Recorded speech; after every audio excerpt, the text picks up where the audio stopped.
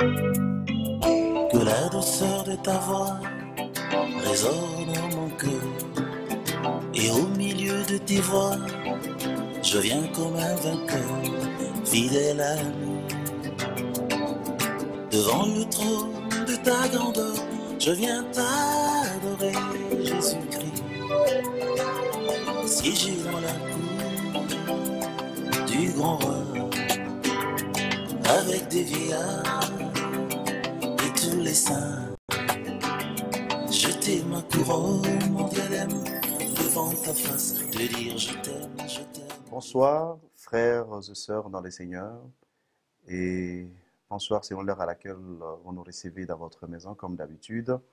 Et je crois que vous êtes assis confortablement sur vos fauteuils, comme nous l'avons toujours dit, pour que ensemble nous puissions encore une fois partager la parole de Dieu. Et merci, nous croyons que vous êtes très nombreux à nous suivre aujourd'hui.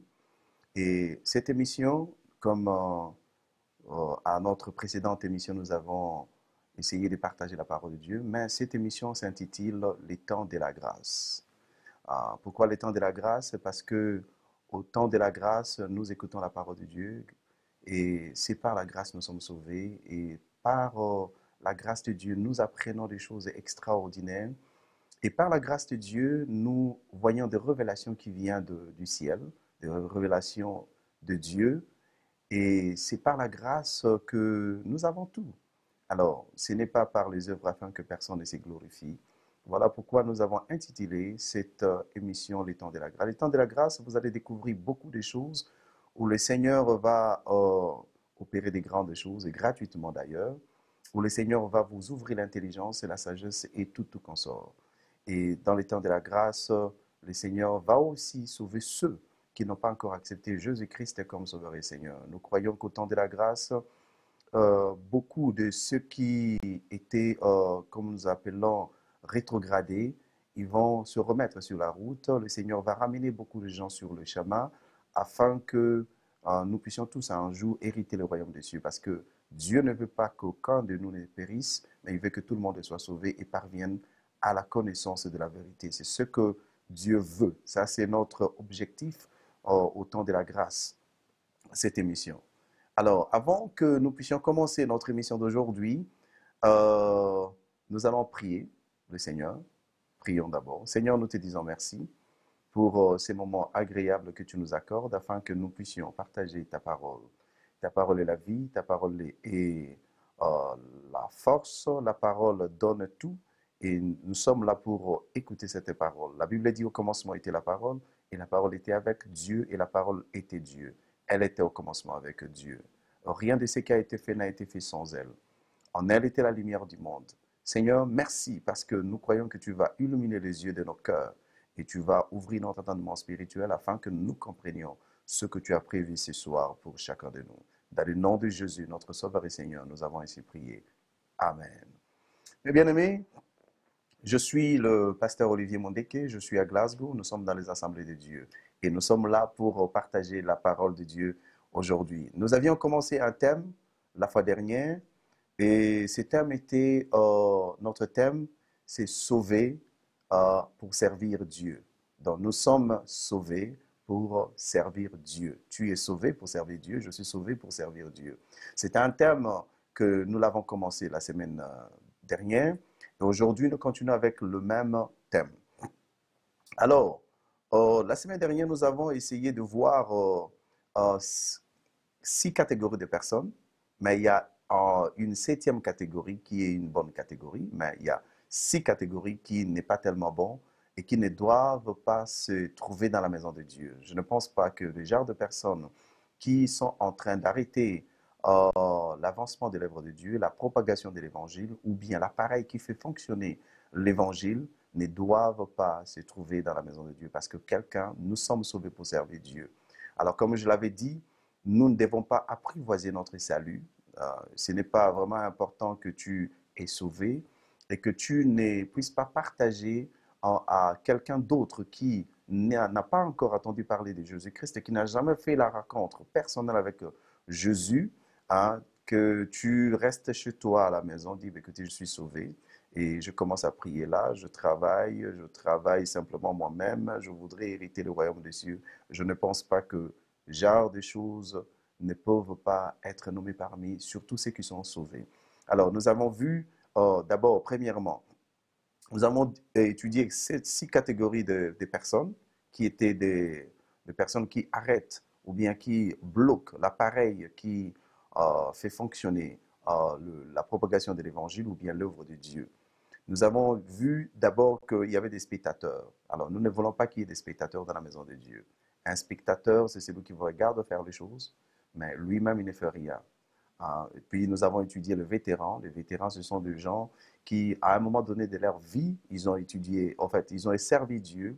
Ils ont fait peut-être beaucoup de choses, mais ils ont arrêté à un moment. Quoi qu'ils aient la force, eh bien, ils utilisent seulement le langage tel que lorsque nous étions, et surtout les gens qui viennent ici en Europe, quand ils sont en Europe, ils vous font euh, ils vous disent, lorsque nous étions au Congo, lorsque nous étions au Cameroun, lorsque nous étions en Côte d'Ivoire, lorsque nous étions au Rwanda, au Burundi, lorsque nous étions au Togo, alors ils commencent à vous dire des choses qu'ils ont faites lorsqu'ils étaient encore en Afrique. Alors Dieu ne veut pas ce genre de personnes. Un vétéran n'est pas tellement bien dans la maison de Dieu. Nous avons vu les opposants. Les opposants, ce sont des gens qui s'opposent à tout. Tout ce qu'eux, ils disent, c'est bon, et tout ce que vous faites est mauvais. Vos paroles sont choquantes, vos paroles sont rudes, vos paroles ne sont pas édifiantes, les prédications ne sont pas édifiantes, et tout ce que vous faites est mauvais aux yeux des opposants. Ils sont là simplement pour s'opposer. Et nous avons vu l'exemple de certaines personnes qui s'opposaient à Moïse lorsqu'ils étaient dans le désert. Ils ont utilisé des langages tels que, est-ce que simplement à Moïse que Dieu parle? Nous avons étudié ces gens-là aussi et ils se sont opposés à Dieu. Ils ne savaient pas que Moïse était un homme le plus patient à cette époque-là. Et alors, des opposants ne sont pas bien dans la maison de Dieu. Ils s'opposent et ils bloquent cet appareil qui fait fonctionner l'œuvre de Dieu. Nous avons aussi vu, euh, comment je peux dire ça? Nous avons vu des flatteurs. Les flatteurs, ce sont des gens qui vous applaudissent quand vous faites bien, ils vous applaudissent quand vous faites même mal. Ils sont des flatteurs. Les flatteurs ne doivent pas exister dans la maison de Dieu. Nous avons vu des hypocrites aussi. Les hypocrites, ce sont des gens qui tuent l'œuvre de Dieu en silence, qui vous tuent en silence, qui propagandent, qui font des propagations telles de ce que j'appelle ici, euh, ils propagent des campagnes d'intoxication, ils découragent les gens en silence. Par exemple, quelqu'un qui vient d'arriver dans un milieu, ou bien dans votre milieu, ou bien qui souhaiterait aller à l'église, mais vous allez voir que les hypocrites qui sont avec vous, peut-être ils sont votre collaborateur, votre collaboratrice. Ils sont là dans l'église, mais ils sont là en train de décourager, dire, ben, dans cette église, on n'aime pas que les gens travaillent, dans cette église, on n'aime pas que les choses se font. Ils sont là et ils ont déjà des préjugés par rapport à l'église lorsque quelqu'un vient dans la maison de Dieu. Les hypocrites, ce sont des gens, sont des tueurs. Ils tuent les gens, mais en silence. Ils sont comme des caméléons. Je crois qu'un autre jour, nous allons parler du caméléon, la vie du caméléon. Et vous allez voir comment les hypocrites sont très dangereux. Nous avons aussi vu les gens que nous avons appelés des badauds. Les badauds, ce sont des gens qui vous admirent. Ils admirent de loin et ils ne parlent ni en mal ni en bien, mais ils convoitent votre position. Ils veulent vraiment être à votre place. Ils admirent simplement. Ce sont des observateurs. Et nous ne pensons pas que dans la maison de Dieu, il doit y avoir des observateurs. Tout le monde doit être acteur. Nous devons être des acteurs. Frères et sœurs, nous devons être des acteurs. Tu dois être un acteur, je dois être un acteur, ma sœur doit être un acteur, mon frère doit être un acteur. Tous, nous sommes des acteurs dans la maison de Dieu. Alors, nous avons vu notre premier point. Nous avons vu aussi qu'il y avait des disciples, oui. Les disciples, ce sont des gens qui travaillent pour Dieu, quelles que soient les difficultés, quel que soit le problème, ils peuvent travailler à tâtonnant, mais allant sûrement et lentement et sûrement vers le but, hein, vers la perfection. Alors, nous avons aussi dit que nous sommes des êtres perfectibles, nous continuons à aller de l'avant et pour atteindre la mesure de la stature parfaite de Christ. Alors, mes bien-aimés dans le Seigneur, C'est ce que nous avons vu la semaine dernière. Nous devons être des disciples. Tu dois être un disciple. Et nous devons aussi faire des disciples parce que Jésus-Christ ne nous a pas envoyé faire des chrétiens, mais il nous a envoyé de faire des disciples. Les disciples, c'est ceux qui écoutent la voix du Maître et qui suivent le Maître.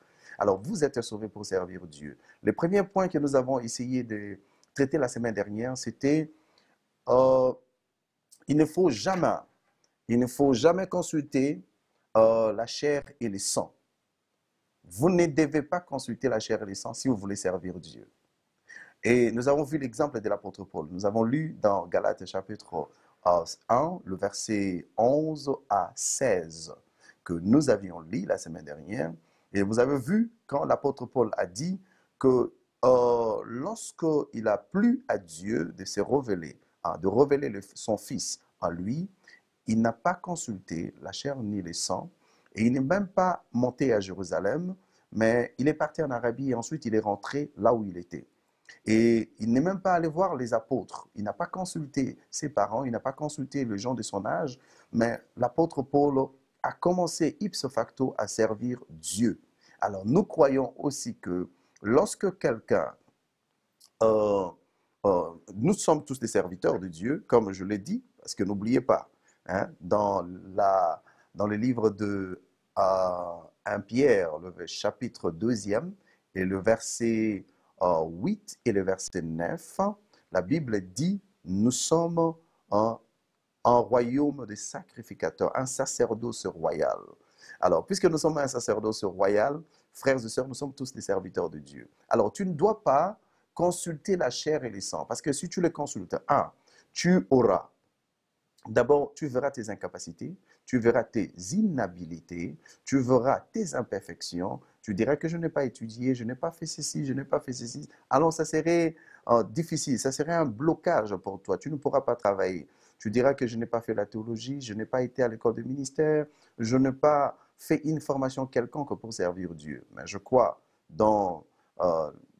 d'après l'expérience que j'ai connue dans la vie chrétienne, et j'ai vu beaucoup de serviteurs de Dieu que le Seigneur a élevés en dignité, qui ont drainé la masse derrière eux.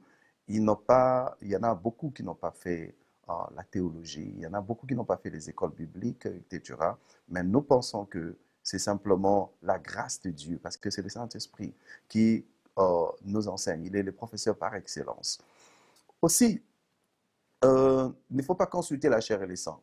Donc, sinon, tu vas dire que non, écoutez, moi je suis un homme, je ne sais pas lire, je ne sais pas parler, etc. Je crois que je donnais beaucoup d'exemples là-dessus. Aujourd'hui, par la grâce de Dieu, nous allons voir notre deuxième point. Aujourd'hui, c'est notre deuxième point. Notre deuxième point que nous allons tous partager aujourd'hui, c'est il faut avoir un esprit de sacrifice. Un serviteur de Dieu doit avoir un esprit de sacrifice. Il faut avoir un esprit de sacrifice. C'est pour cette raison, nous allons lire certaines écritures ensemble. Je vais commencer dans le livre de Philippiens, chapitre 3e, Philippiens chapitre 3. Et nous allons aussi commencer au verset 2e. On va commencer au verset 2e. Philippiens chapitre 3. Nous allons lire ensemble, mes bien-aimés dans le Seigneur. Et lisons la parole de Dieu. Philippiens, chapitre 3, à partir du 2e verset. Je lis. Prenez garde aux chiens, prenez garde aux mauvais ouvriers, prenez garde aux faux circoncis. Car les circoncis, c'est nous qui rendons à Dieu notre culte par l'Esprit de Dieu, qui nous glorifions en Jésus-Christ et qui ne mettons point notre confiance en la chair. Moi aussi, cependant, j'aurai sujet de mettre ma confiance à la chair. Si quelqu'un croit pouvoir se confier à la chair, je le puis bien davantage.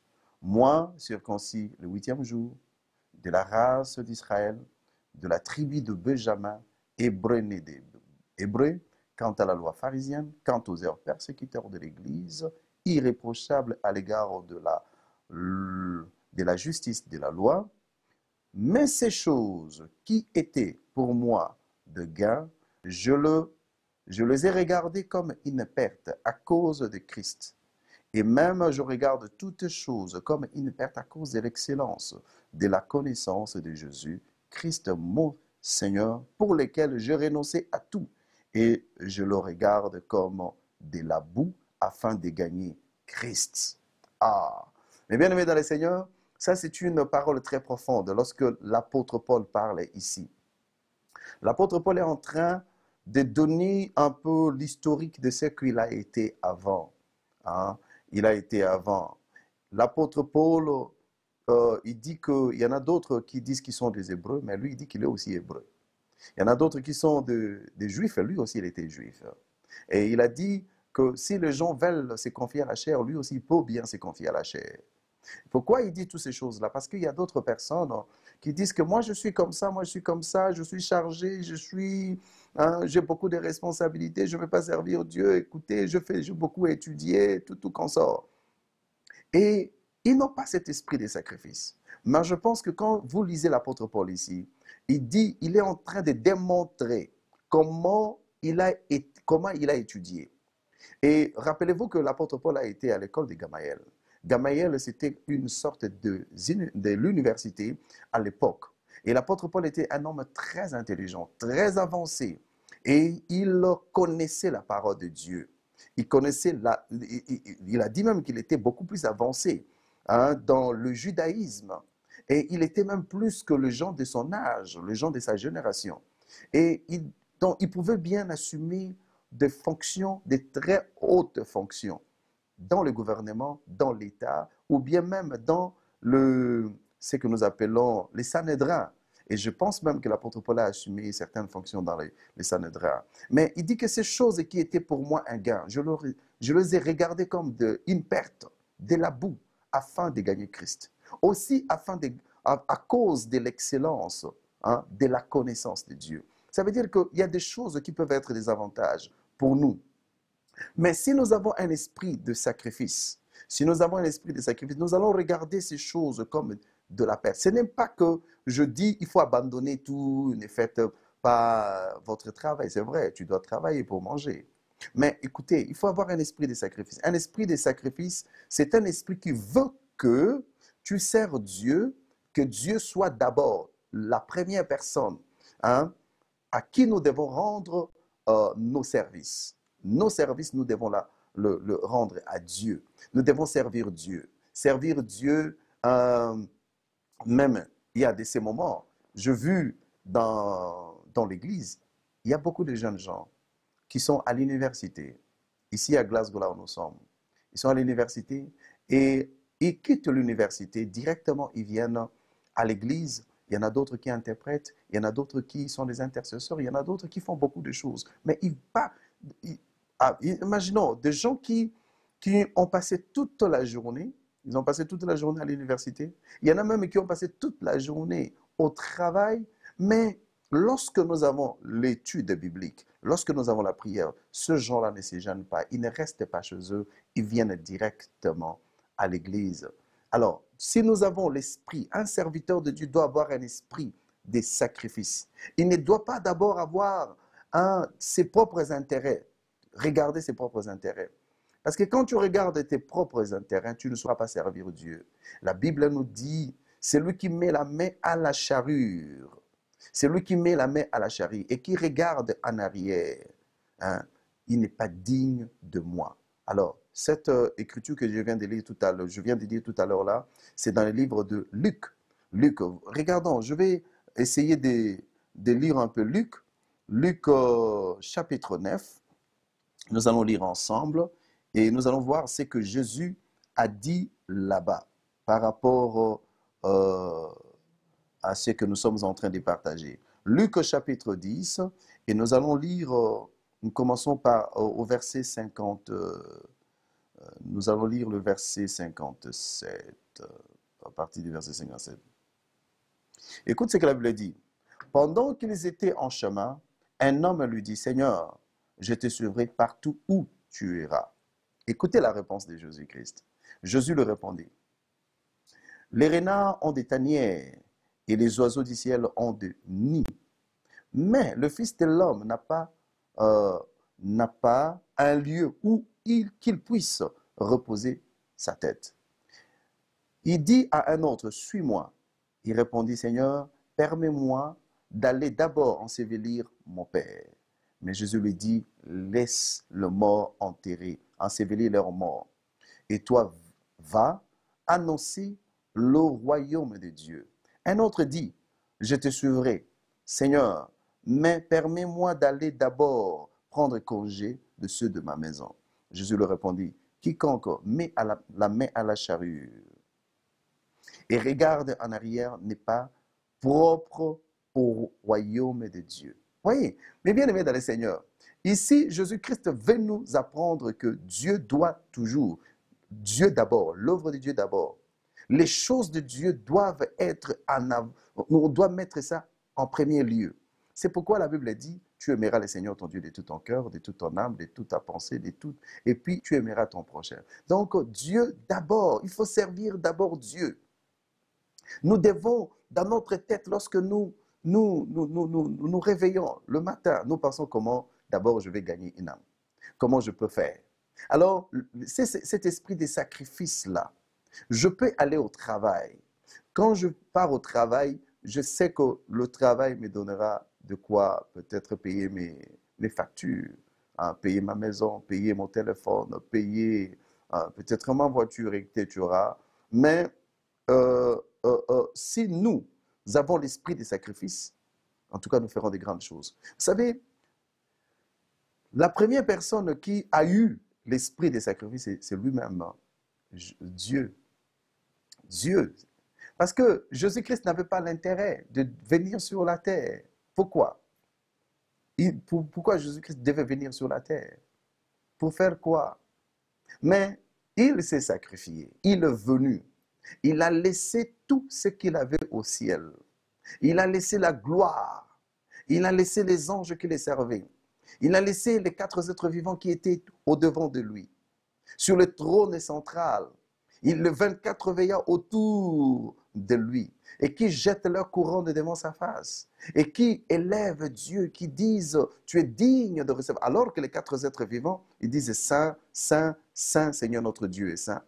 Alors, comment quelqu'un avec toute la gloire, il pouvait laisser ces choses au ciel et il vient sur la terre pour subir l'ignominie, subir l'opprobre, être flagellé et mourir à demi nu. Alors, c'est un esprit de sacrifice. Il y a de ces moments où Jésus-Christ, Fils de Dieu, il disait un jour, alors qu'il a rencontré la femme samaritaine, lorsque le disciple était parti et ils sont partis en ville chercher de quoi manger. Et il a dit, ma nourriture, j'ai une nourriture. On lui pressait, on lui demandait de manger. Il a dit, j'ai une nourriture. La nourriture que j'ai, c'est de faire l'œuvre de celui qui m'a envoyé. C'est l'œuvre de Dieu. Alors, mes bien-aimés dans le Seigneur, il faut avoir un esprit de sacrifice. Il y a beaucoup de gens, peut-être lorsqu'ils étaient en Afrique, au Congo, au Cameroun, en Côte d'Ivoire, et au Nigeria, et que sais-je encore, lorsqu'ils étaient là-bas, ils avaient l'esprit des sacrifices. Mais dès qu'ils arrivent ici, cet esprit des sacrifices, ils arrivent en Europe, cet esprit des sacrifices s'en va. Ils n'ont plus l'esprit des sacrifices. Alors, mes bien-aimés dans le Seigneur, tu peux, vous savez, il y a des gens qui ont fait des grandes études. Ils sont même arrivés dans les études approfondies. Ils sont arrivés, ils ont fait les doctorats. Mais ces gens-là, ils sont aujourd'hui des vendeurs. Hein? Ils sont aujourd'hui des vendeurs, le vendeur de maïs, le vendeur des arachides, ils sont des vendeurs de pain. Bon, cela ne veut pas dire que puisque tu as beaucoup étudié, tu ne dois pas avoir un esprit de sacrifice pour servir Dieu. L'œuvre de Dieu, on les fait avec beaucoup de sacrifices. Sacrifice, sacrifie-toi, jeûne pour quelqu'un. Après, tu peux aussi, nous, pour parler de la part de Dieu, on prend du temps à lire la parole de Dieu, à étudier, à prendre des concordances, à prendre des encyclopédies, à mettre la parole de Dieu ensemble pour produire ce que nous sommes en train de faire aujourd'hui. Et tu dois beaucoup prier pour que le Seigneur touche les gens qui te suivent. Alors, mais bien aimé dans le Seigneur, un serviteur de Dieu doit avoir un esprit de sacrifice. Un esprit de sacrifice. Je me rappelle l'apôtre Paul, alors qu'il parlait dans le livre de 2 Corinthiens chapitre 11. Il a parlé d'un certain nombre de choses là-bas. Il dit, ces gens-là disent qu'ils sont des apôtres. Moi aussi, je suis un apôtre. Et il est en train de parler comment il a souffert pour Dieu. Il a souffert pour l'œuvre de Dieu. Il a été battu, 40 moins un fouet. Il a été dans l'abîme une journée, une nuit et une journée. Il a reçu beaucoup de coups. Il a été en danger. Il a été en naufrage. Et il a parlé de beaucoup de choses. Et il dit même l'œuvre de Dieu aussi, sans compter l'œuvre de Dieu qui est tourmenté. Mais bien aimé dans le Seigneur, toi aussi, tu es un chrétien, mais tu es appelé à servir Dieu. Comme tu es appelé à servir Dieu, sache-le bien que tu dois avoir un esprit de sacrifice. L'œuvre de Dieu, on ne le fait pas parce qu'il faut être payé. Aujourd'hui, bon, écoutez, il y a des gens qui font payer des prières, il y a des gens qui font payer des prédications, il y a des gens qui ont des cachets. Mais bien aimé, l'esprit, tu dois avoir un serviteur ne doit pas demander des cachets. Pour que je prêche la parole de Dieu, il faut un cachet. Les cachets, c'est le Saint-Esprit qui me donne ces cachets-là. J'ai le Saint-Esprit qui me payera. Donc, je n'ai pas besoin d'un cachet quelconque. Alors, il faut avoir un esprit de sacrifice. Aujourd'hui, j'aimerais que toi, tu prennes la décision. Sacrifie-toi à servir Dieu. La Bible dit, celui qui aime son père, aime sa mère, aime ses enfants, sa femme, ou c'est les gens qui sont autour de lui, plus que Dieu, n'est pas digne de Dieu. Il faut oublier que quand on fait l'œuvre de Dieu, parfois, nous avons des enfants, nous avons, j'ai une femme, mais il y a de ces moments, quand je travaille pour Dieu, je me sacrifie. Ce n'est pas que je maltraite. Non, je prends bien soin de mes enfants, je prends soin bien de ma femme. Mais il y a un esprit, j'ai un esprit de sacrifice. Peut-être je peux travailler la nuit, mais le matin, je dois aller au culte parce que je voudrais honorer celui qui m'a donné le souffle de vie. Et bien aimé, le souffle de vie que tu as, tu ne l'as pas de toi-même. Souviens-toi, la Bible dit, l'homme n'est pas maître de son souffle pour pouvoir les retenir. Ouais, donc tu n'es pas maître de ton souffle. Dieu peut bloquer ces souffles-là et puis tu deviens inaptique, tu deviens inapte, tu deviens mort. Alors, mes bien-aimés, il faut avoir plutôt un esprit de sacrifice. Un esprit de sacrifice, c'est pour que tu serves Dieu bien et le Seigneur va t'élever en dignité. Est-ce que tu veux avoir un esprit de sacrifice? Il faut d'abord commencer à ne chercher pas tes intérêts. Ça, c'est la première des choses. Celui qui a un esprit de sacrifice ne cherche pas ses propres intérêts. Il ne cherche pas les intérêts. Il pense plutôt tout le temps à l'œuvre de Dieu. Il veut servir Dieu. Il veut qu'il fasse l'œuvre de Dieu avec soin. Regarde comment les gens font l'œuvre de Dieu avec beaucoup de négligence. Ils oublient, la Bible dit, maudit est quiconque fait l'œuvre de Dieu avec négligence. Nous ne devons pas faire l'œuvre de Dieu avec négligence. Tu ne dois pas faire l'œuvre de Dieu avec négligence. Tu dois avoir un esprit de sacrifice. Sacrifie-toi. Quand il faut aller à la veillée, vas-y. Même si tu n'as pas dormi toute la journée, toute la nuit. Je vois dans ma vie particulièrement, il y a ces moments où je travaille pendant la nuit, mais l'autre nuit qui vient, je dois aller à la veillée. Je me sacrifie. Je peux dormir pendant 2 jours, pendant 2 heures pendant la journée, mais je me sacrifie. Je peux travailler un samedi et le dimanche, je vais au culte parce que je dois sacrifier pour que l'œuvre de Dieu aille de l'avant. Je ne cherchais pas mon intérêt, mais je cherche l'intérêt de l'avancement de l'œuvre de Dieu. Je ne veux pas bloquer l'œuvre de Dieu. Je ne veux pas être spectateur. Parce qu'il y a d'autres personnes, puisqu'il a travaillé pendant toute la nuit, mais il sait que la nuit prochaine, il ne va pas travailler. Le culte est là, la prière est là. Bon, écoutez, il laisse l'œuvre de Dieu comme ça et puis il ne prend même pas soin de cela, il ne vient pas, il ne prêche pas, et il dit, écoutez, la fatigue. Oui, c'est vrai, nous tous nous fatiguons, mais n'oublie pas, dans le livre d'Ésaïe, chapitre 43, le Seigneur a dit, il renouvelle la force de ses serviteurs, il renouvelle la force de son peuple. Alors, il faut avoir un esprit de sacrifice, frères et sœurs. Tu dois avoir un esprit. Il faut enlever ces excuses-là. Dire que non, écoutez, moi je suis fatigué. Non, écoute, il faut avoir un esprit de sacrifice. Souviens-toi, lorsque Élie les prophètes, les grands prophètes Élie, quand il est arrivé hein, chez la femme là, cette femme-là qui ramassait ses bois, et alors qu'il y avait la famine, il y avait la famine. Et Élie lui a demandé de l'eau à boire. Et ensuite, il lui a dit, prépare quelque chose pour moi. Et cette femme-là a dit, mon Seigneur, hein, je n'ai qu'une portion de farine. Je suis en train de ramasser les bois et je vais préparer hein, cette farine ici, un petit gâteau. Moi et mon enfant, nous allons manger et puis nous allons mourir. Et Élie lui a dit, fais d'abord pour moi. Cette femme a considéré d'abord que Élie était important, c'est-à-dire Dieu était important. Cette femme s'est sacrifiée sans savoir ce qui devait se passer après. Alors, cette femme est partie préparer d'abord pour Élie. Oui, elle s'est sacrifiée, elle savait que son enfant était là-bas. Et imaginez, vous avez un enfant, cet enfant-là a faim, et vous-même vous avez faim, vous n'avez qu'une portion de farine, et vous devez préparer cette farine-là pour une autre personne que vous ne connaissez pas. Et elle s'est sacrifiée. Mais la Bible nous dit que dans la suite des temps, cette femme n'a pas manqué de quoi manger. Tout le temps qu'il n'a pas plu dans ces pays-là, en tout cas, la femme n'a pas manqué de quoi à manger. Elle avait un esprit de sacrifice. Ne cherche pas ton intérêt. Mais bien aimé dans le Seigneur, si tu veux vraiment servir Dieu, aie un esprit de sacrifice. Jésus-Christ a eu un esprit de sacrifice. Et pourquoi toi et moi, nous sommes aujourd'hui chrétiens? Jésus a quitté le trône. Comme je le dis au départ, il n'avait pas besoin de venir sur la terre. Mais il est venu. La Bible dit, car Dieu a tant aimé le monde. Dieu a sacrifié, il a donné. C'est lui qui a un esprit de sacrifice. En tout cas, il donne. Cette personne-là donne. Jésus est venu, s'est sacrifié pour que toi et moi, quand tu as un esprit de sacrifice, tu sauveras le monde. Quand tu as un esprit de sacrifice, tu sauveras ceux qui sont à tes côtés. Mais bien aimé dans le Seigneur, je dirais que dans ma famille, beaucoup de gens n'ont pas cru au Seigneur Jésus-Christ, n'avaient pas cru au Seigneur Jésus-Christ. Nous étions les pionniers à croire, nous étions les pionniers dans notre famille à croire au Seigneur Jésus-Christ.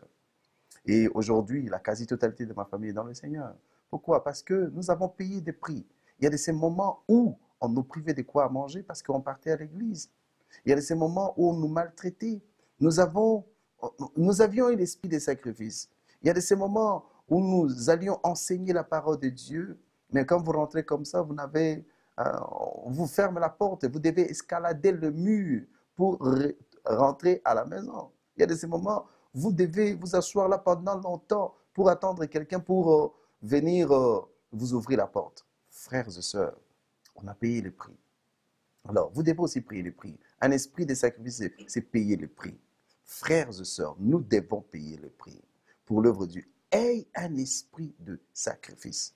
Aujourd'hui, j'aimerais vraiment que tu puisses avoir un esprit de sacrifice, servir Dieu. Ne tiens pas compte hein, de tes enfants. C'est vrai que nous devons toujours protéger nos enfants. Je le dis encore, nous devons protéger nos enfants. Ce n'est pas ce que je suis en train de parler. La Bible dit que celui qui ne prend pas soin de sa famille, il a renié la foi, il est plus qu'un inconverti. Vous voyez, non, je ne parle pas de ça, mais quand il s'agit de Dieu, Dieu doit toujours être d'abord l'œuvre de Dieu. Fais l'œuvre de Dieu. Quand on organise l'évangélisation, essaye d'annuler tous tes rendez-vous. Vas-y. Et je sais que tu es en train de faire pour la gloire de Dieu. Le Seigneur va t'ouvrir encore hein, le chemin. Je me rappelle, un jour, je travaillais le samedi. Et pendant que je travaillais ces samedis-là, et j'étais tellement fatigué. Et fatigué, je me suis dit, et je devais aller prêcher la parole de Dieu dans notre sous-paroisse qui est quelques kilomètres de chez nous ici, c'est-à-dire à Motherwell, et puisque nous sommes à Glasgow, et je devais aller prêcher là-bas. Et si je n'avais pas l'esprit de sacrifice, je ne devais pas aller, parce que le peuple m'attendait là-bas, et je suis allé, et j'ai prêché la parole de Dieu. Et je devais retourner à notre église centrale ici à Glasgow pour prêcher.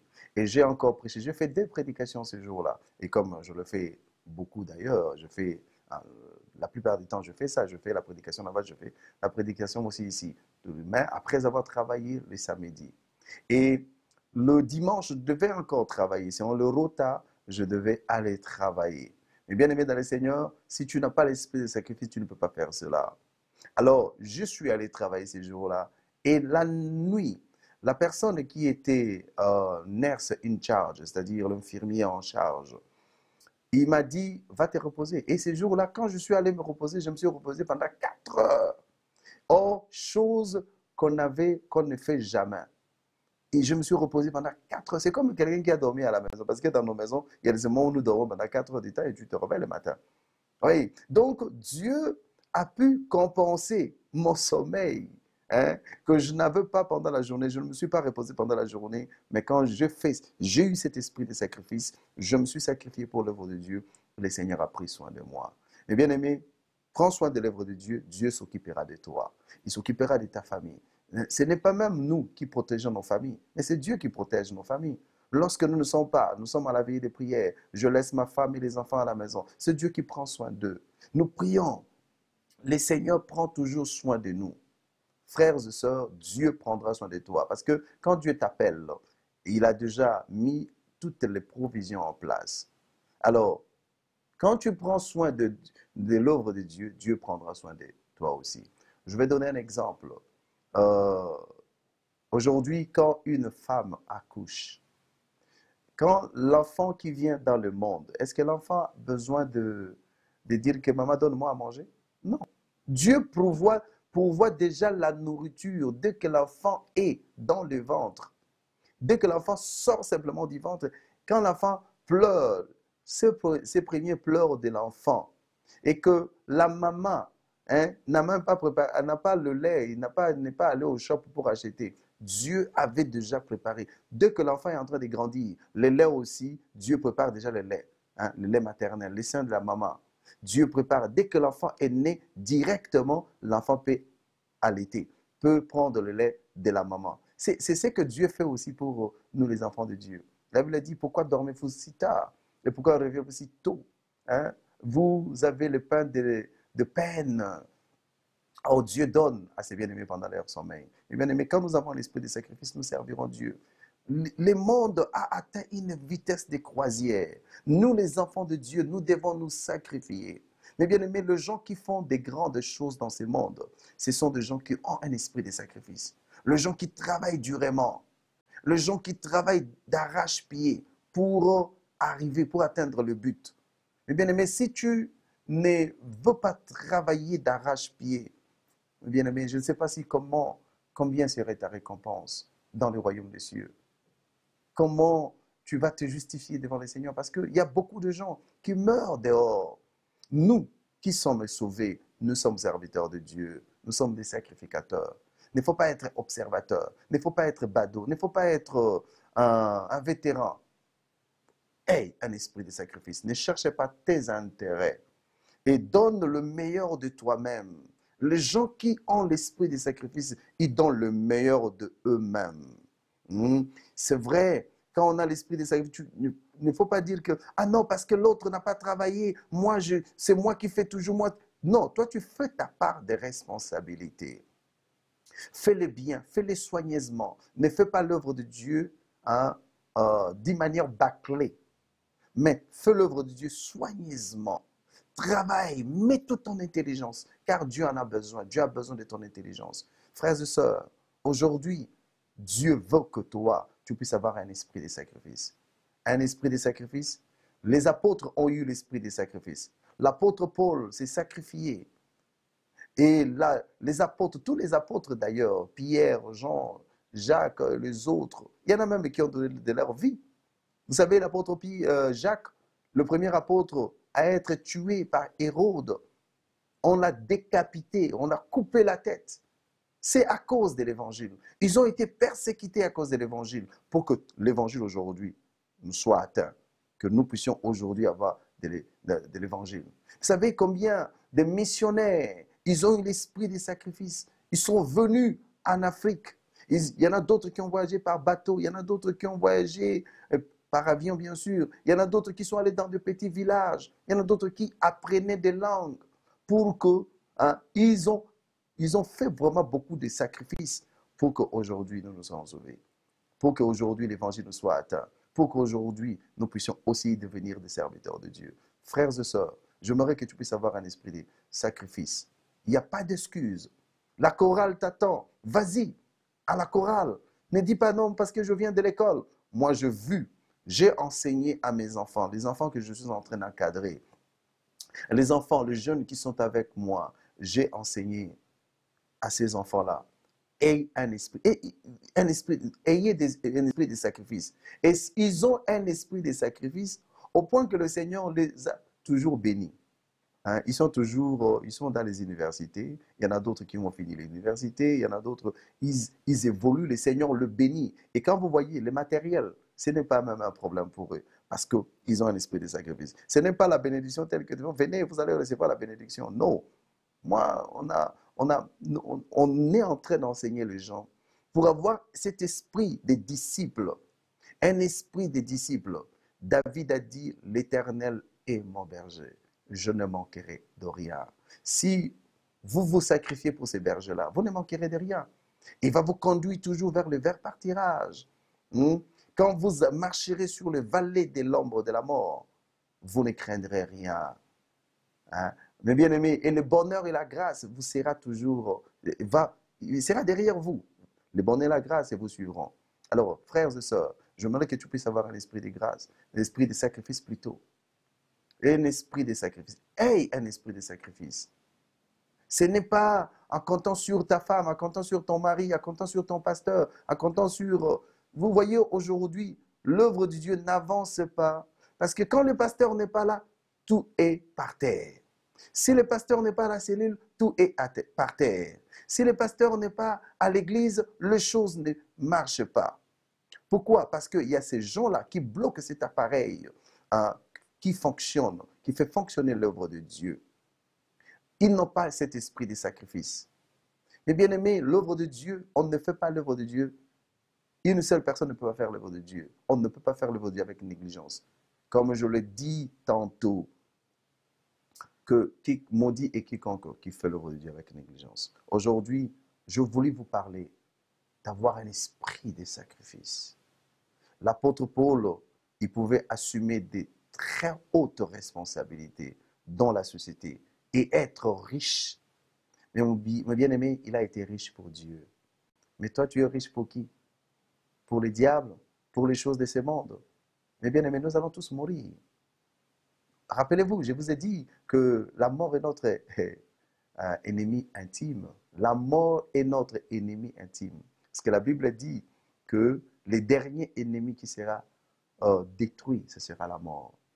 Alors, même si aujourd'hui tu chassais l'esprit des morts, il ne va pas aller tout de suite là parce qu'il est ton ennemi intime, il est toujours avec toi. Un ennemi intime, il marche toujours. C'est comme j'ai un ami intime, il est toujours avec lui, il marche avec, je ris avec lui, je lui fais du bien. Mais la mort, il est notre ennemi intime, il marche avec nous, il nous fait du mal. Il monte des plans pour que nous puissions mourir. Il est notre ennemi intime. Mais nous devons, mes bien-aimés, avoir un esprit de sacrifice dans l'œuvre de Dieu. Sacrifie-toi. Travaille pour Dieu. Pourquoi tu dois lâcher, tu dois te fatiguer, en fait, te lasser pour travailler pour Dieu? Non, ne te lasse pas, ne te fatigue pas, continue à travailler pour le Seigneur. Et le Seigneur ne manquera pas de bénir ta famille, bénir ta maison, bénir ton église, bénir ta génération, bénir les autres générations qui viendront. Et je sais que tu auras une grande place dans le royaume des cieux. Je reprends toujours ces versets bibliques qui disent « J'ai combattu le bon combat, j'ai achevé la course. Maintenant, c'est la couronne de vie qui m'attend. » Alors, mes bien-aimés, ça c'est l'apôtre Paul qui l'a dit. Alors, est-ce que toi, tu as un esprit de sacrifice ou bien tu es paresseux? Dieu n'aime pas les paresseux. Les paresseux n'ont pas l'esprit de sacrifice. La Bible dit ceci, un paresseux au jour, pendant l'hiver, il ne travaille pas. Mais à la moisson, il veut récolter. Mais il n'y a rien pour lui. Il ne faut pas être paresseux. Dieu ne peut pas prendre des paresseux. Non, jamais. Dieu n'aime pas les gens qui sont paresseux. Les gens qui sont paresseux, ils bloquent aussi l'avancement de l'œuvre de Dieu, la propagation de l'évangile. Ils bloquent. Alors toi, ne sois pas un paresseux. Ne sois pas un paresseux. Travaille pour Dieu. Concentre-toi. Quand tu es au travail, avant même de commencer le travail, prends quelque temps dans la prière. Tu prends quelque temps dans la prière. Et toujours avec cet esprit de sacrifice, tu peux prier pendant que tu travailles. Cet esprit de sacrifice, quand tu es dans le bus, tu pries. Tu peux même, tu peux même parler aux autres de Jésus-Christ dans le bus parce que tu es appelé à servir Dieu. Mais bien aimé dans le Seigneur, tel a été notre message d'aujourd'hui. Avoir un esprit de sacrifice. Deuxième chose, avoir un esprit de sacrifice. Ne cherche pas tes intérêts, donne le meilleur de toi-même. Fais tout ce qui est à ton pouvoir pour donner le meilleur de toi-même. Même si tu es fatigué, comment le Seigneur va renouveler tes forces. Je sais qu'il y a chaque chose à un temps.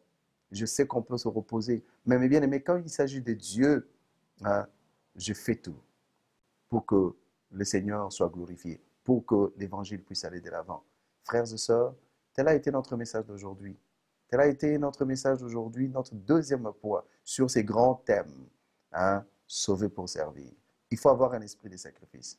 S'il n'y a pas d'esprit de sacrifice, le monde n'avancerait pas. Vous savez, les scientifiques, ils travaillent beaucoup. Hein. Ils prennent du temps à étudier, pour qu'aujourd'hui nous puissions avoir le meilleur. Les gens qui ont créé l'Internet, les gens qui ont créé les iPads, le laptop, l'ordinateur ou bien le computer, tous ces gens-là, ils ont, ils ont, ils ont payé de leur temps, ils ont payé de leur argent, ils ont payé de leur intelligence. Quand tu vas à l'école, c'est comme quelqu'un qui va aller à l'école. Il commence la maternelle, le primaire, les secondaires, l'université. Il va aux études approfondies, les doctorats, et ensuite, il va au travail. Et le travail a toujours été, ça vous donne votre gagne-pain. Vous voyez, c'est vraiment, tous les sacrifices que vous avez faits depuis la maternelle jusqu'aux études approfondies, au doctorat, vous commencez maintenant à manger le fruit de votre sacrifice. Un jour aussi dans le royaume des cieux, vous allez manger. Même ici sur la terre, ici. Si vous avez un esprit de sacrifice, et quand ça va commencer à payer, mes bien-aimés dans le Seigneur, tu seras très heureux, tu seras très content. Tu ne vas plus dire que non, ces prédications d'aujourd'hui, là, soyez bénis, vous êtes comme ça et comme ça. Non, Dieu a besoin des gens qui travaillent sérieusement. Nous devons sérieusement travailler, donner le meilleur de nous-mêmes. Nous ne devons pas être là pour attendre. Là. Ça ne tombera pas du ciel. Non, ça ne vient pas du ciel. Aide-toi, le ciel te dira. Un adage qu'on dit dans mon pays. Hein, si tu ne t'aides pas, le Seigneur ne t'aidera pas. Alors, le problème, c'est qu'il faut avoir un esprit de sacrifice. Jésus, il avait la première personne qui a eu l'esprit de sacrifice, c'était lui. Et il marchait à pied. Parfois, il prêchait toute la journée. Et le soir, il monte sur la montagne pour aller prier toute la nuit. Comment? Est-ce qu'il n'avait pas le temps? Et c'est pourquoi il a dit à cet homme-là, il a dit que le renard ont des tanières, les oiseaux ont des nids, mais le Fils de l'homme n'a pas où poser sa tête. Vous voyez? C'est un esprit de sacrifice, totalement. L'autre a dit, écoutez, laissez-moi aller enterrer mon père. Il a dit, laisse d'abord. Laissez les morts enterrer leurs morts. Toi, viens, suis-moi. Hein? Donc, il faut avoir un esprit l'esprit de sacrifice. Oublie tout, oublie toutes les autres choses, sans négliger ce qui est important. Mais mets d'abord Dieu en premier lieu. Donne le meilleur de toi-même. Tu es appelé pour servir Dieu. Tu es sauvé pour servir. J'aimerais, pour clôturer cet enseignement d'aujourd'hui, pour tous ceux qui n'ont pas encore accepté Jésus-Christ, l'opportunité vous a toujours été accordée pour recevoir Jésus-Christ. Si tu veux avoir un esprit de sacrifice, si tu veux te sacrifier, avoir cet esprit de sacrifice pour servir Dieu, dis que moi je vais servir le Seigneur, commence d'abord par la conversion. La conversion, c'est-à-dire, répands-toi de tous les biens, de tout le mal que tu es en train de faire. Dieu ne te condamne pas. La Bible dit, Dieu a tant aimé le monde, il a envoyé son Fils unique afin que quiconque croit en lui ne périsse point. Et le verset 17 de Jean chapitre 3 dit ceci, Dieu, en effet, n'a pas envoyé son Fils dans le monde pour condamner le monde, mais afin que le monde soit sauvé par lui. Dieu ne te condamne pas. Il ne te condamne pas. Toi, simplement viens à lui, tel que tu es. Viens à lui et accepte-le. C'est ainsi que lorsque tu vas accepter Jésus-Christ dans ta vie, tu commences à servir le Seigneur et tu dois avoir un esprit de sacrifice. Premièrement, je dis, tu ne dois pas consulter la chair et le sang, et puis il faut avoir un esprit de sacrifice. Pour servir Dieu, un serviteur de Dieu doit avoir un esprit de sacrifice. C'est pourquoi je m'aurais prié avec tous ceux-là qui n'ont pas encore accepté Jésus-Christ comme Sauveur et Seigneur. Dieu t'aime. Dieu est amour. Il a un plan merveilleux pour toi. Il veut que toi, tu hérites le royaume des cieux. Je m'aurais prié avec toi, mon frère. Est-ce que peux-tu me suivre dans cette prière? Après quoi, je prierai pour le message que nous venons de suivre tout à l'heure. Je vais prier. Dis après moi, Seigneur Jésus, je viens à toi. Je suis un pécheur. J'ai écouté ta parole. Pardonne-moi. Lave-moi par le sang de Jésus. Je t'accepte aujourd'hui comme mon Seigneur et mon Sauveur. Je crois dans mon cœur que Dieu t'a ressuscité d'entre les morts et que tu es assis à la droite de Dieu le Père. Seigneur, écris mon nom dans le livre de vie et sois au centre de ma vie et dirige ma vie au nom de Jésus. Je veux prier pour le message. Seigneur, je te dis merci pour le message que nous venons de suivre tout à l'heure. J'aimerais que tout ton peuple, tous tes enfants, Seigneur, puissent avoir un esprit de sacrifice, oh Dieu. Que tout ton peuple, Seigneur notre Père, puisse se sacrifier pour ton œuvre. Vois d'abord l'œuvre de Dieu, dans le meilleur de eux-mêmes. Seigneur, nous avons besoin de cela, dans le nom de Jésus. Seigneur, aide-nous, notre Père, à servir Dieu avec cet esprit de sacrifice. Parce que sans l'esprit de sacrifice, Seigneur, nous ne ferons rien. Nous avons besoin de ta grâce, de ton amour, au nom de Jésus. Bénis ceux qui ont suivi. Au nom de Jésus, nous avons prié. Amen. Et je vous dis merci, mes bien-aimés, qui avez suivi cette émission les temps de la grâce. La grâce de Dieu a été sur nous. Et la grâce de Dieu veut que nous puissions avoir cet esprit de sacrifice. Que le Seigneur vous bénisse tous. Je suis le pasteur Olivier Mundeke. Je suis à Glasgow. Si vous avez des questions à poser ou il y a eu des zones d'ombre dans les messages que je viens de suivre, que nous venons de suivre tout à l'heure, n'hésitez pas à nous appeler. Nos numéros sont affichés sur votre petit écran. Nous sommes au UK. Vous pouvez faire 0044, le 79, le 048, 66, le 074. Vous pouvez faire cela et nous joindre et nous appeler. Et puis nous allons discuter avec vous. Nous allons vous donner des éclaircissements et nous allons même prier pour vous aussi. Et si vous avez des conseils à nous prodiguer, c'est le bienvenu. Et que le Seigneur vous bénisse. Là, d'ici là, portez-vous bien. C'était le temps de la grâce. Soyez bénis. Bye bye. Que la douceur de ta voix résonne en mon cœur. Et au milieu de tes voix, je viens comme un vainqueur, fidèle à nous. Devant le trône de ta grandeur, je viens t'adorer, Jésus-Christ. Siégé dans la cour du grand roi, avec des vieillards et tous les saints. Jeter ma couronne, mon diadème, devant ta face, te dire je t'aime, Jésus.